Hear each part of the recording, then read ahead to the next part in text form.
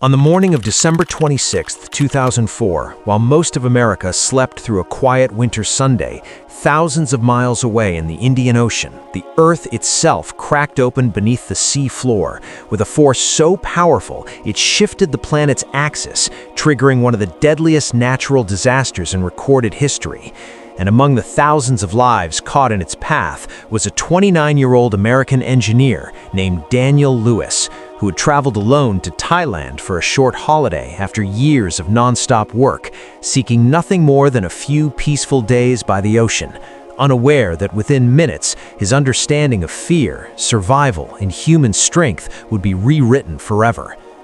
That morning, Daniel stood barefoot on Khao Lak Beach, coffee in hand, watching the tide behave strangely, the water retreating far beyond where it should have been, exposing coral, flopping fish, and the dark seabed beneath. A sight beautiful at first, but deeply unsettling. And as locals shouted warnings in a language he didn't understand, Daniel felt a primal instinct tighten in his chest, because silence had replaced the sound of waves, and the horizon looked wrong, unnaturally flat, as if the ocean was holding its breath. Then, without warning, the water returned, not as a wave, but as a moving wall, taller than palm trees, racing toward the shore with a deep roaring sound like 1,000 freight trains combined. And Daniel dropped his coffee and ran, sand burning beneath his feet, as people screamed around him, families scattering, vendors abandoning stalls, children crying. And within seconds, the tsunami slammed into the beach, swallowing everything in its path, lifting Daniel off the ground like a toy and dragging him violently through debris-filled water, smashing his body against trees, rooftops, and floating wreckage as the force crushed the air from his lungs and turned the world into darkness and chaos. Underwater, Daniel clawed blindly, lungs screaming, limbs heavy, convinced he was drowning, until his hand struck something solid, a door frame ripped from a bungalow. And with the last of his strength, he wrapped his arms around it as the water hurled him forward, finally slamming him into the upper branches of a tree, where the wave receded just enough for him to gasp for air, coughing up salt water and blood as the beach he once stood on disappeared beneath destruction. When the water finally pulled back, Daniel found himself tangled 10 feet above ground, surrounded by silence once again, except now it was broken by distant cries for help, fires crackling from ruptured gas lines, and the groans of shattered buildings. And as he looked down, he realized the beach was gone, replaced by debris, overturned cars, bodies, and ruins stretching as far as he could see.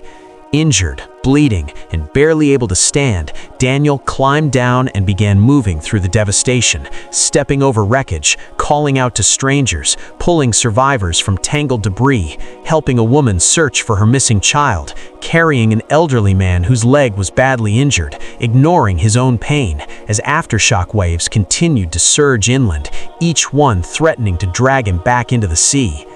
Hours passed with no rescue in sight, communication lines destroyed, roads erased, and as night fell, the darkness brought new terror, with no electricity, no medical help, and thousands of survivors huddled together under open sky, listening to rumors of more waves coming. And in that darkness, Daniel felt fear unlike anything he had known. Not fear of dying, but fear of failing to help those still alive. So when dawn finally broke, he joined other survivors in building makeshift stretchers, sharing water, guiding the injured toward higher ground, becoming a leader without ever choosing to be one.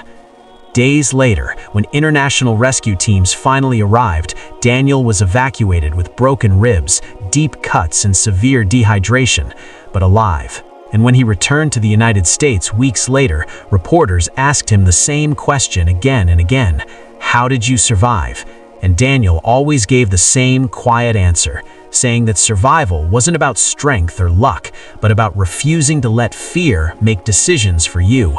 Because in the moment when the ocean tried to erase him, he chose to hold on, to move forward, and to help others do the same.